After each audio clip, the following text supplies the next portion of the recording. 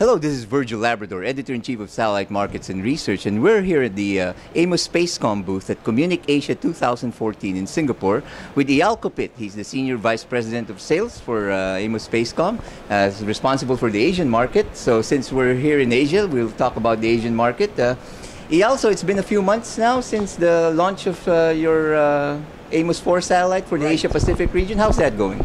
Well, it's going great. Actually, most of the satellite is already sold for Southeast Asia, for Russia, and we have the KA over China.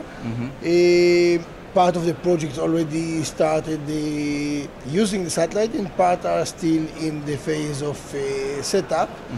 So we hope that very soon we will see all the channels fully operational on the satellite. Right. So how much is left? What else do you want to, provide out there for the market? Actually, here? we have almost nothing left. So you most probably will ask me, so what are you doing here in CommunicAsia if you have nothing to sell?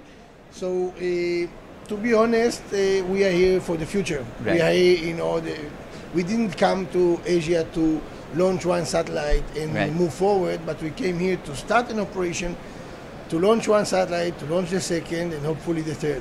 So currently, while we are fully filling the Amos 4, we are already planning the next satellite to serve Asia and Africa. And it will bring a standard C-band, both for Africa and Asia. So we believe the needs for C-band will be answered with this satellite. So this Amos 4 has some Ka band transponders, right? So what applications are they being used for in this region? As you know, this is not a spot beam Ka, but it's a wide Ka. So it's being used for a broadband and for data platforms currently over China. And so what about your views about the future here in the region? What are the segments that you think have the most potential? I think there are a few segments which are going to grow. We all know that the fiber to home is extremely expensive. So distribution will, the way I see it, will be still on a satellite. So broadband is one thing, DTH is another thing. Even people are talking about a DTH to move from the standard DTH to IP. So yet people will need broadband at home to get the IP. So even if it will be linear TV or on-demand TV, if it's going to be on IP, we'll provide the broadband and hopefully cost-effective broadband to the population here, so everyone will be able to get it at home. Now, I remember last year we did the same interview here, and I was sitting there.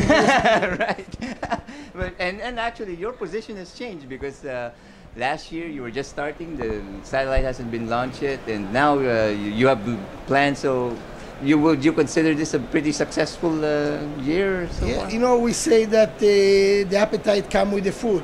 So. Last year when we talked here, we were all planning. Today we are executing. So definitely once you have something to bring to the market, not only plans but actually operational satellite, and the good feedback we are getting, we must say that most of the satellite was pre-launch sold. Means the market has shown big trust in the Amos brand, although it was our first satellite to come. And definitely it gives us the trust that we have a lot to do in this market.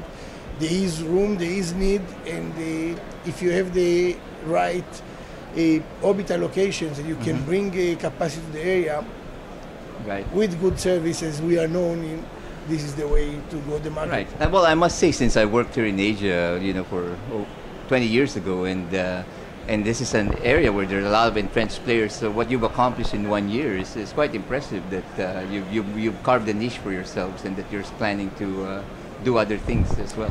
I think good interviews bring results. So we will keep being interviewed to your channel, and these people will hear about us.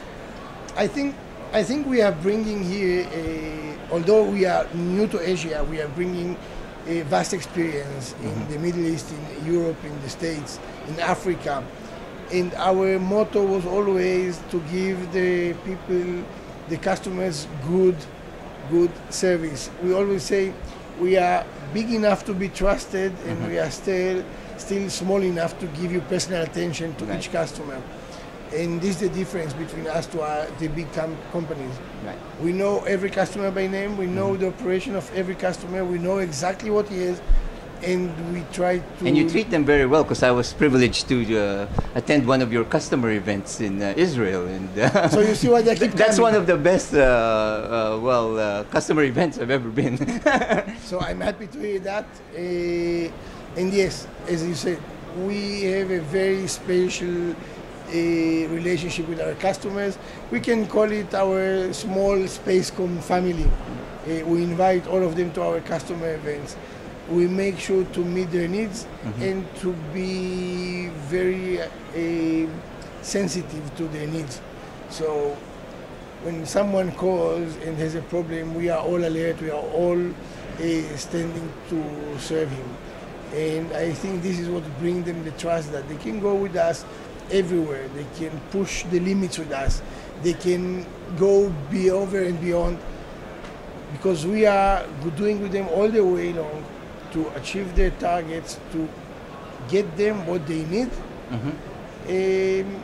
Usually we try to do it. Right. Well, do you want anything else to add, Eyal? Nothing special, just I hope we'll keep seeing in those events and customer events, and we'll keep serving the Asian market the way we started. I want to thank all this market for the trust shown in our brand, and promise that we will keep doing whatever is required to deserve this trust given by the market. Well, thank you very much, Eyal. Thank you, Virgil. And for all the news and information on the global satellite industry, you always have Satellite Markets and Research at www.satellitemarkets.com.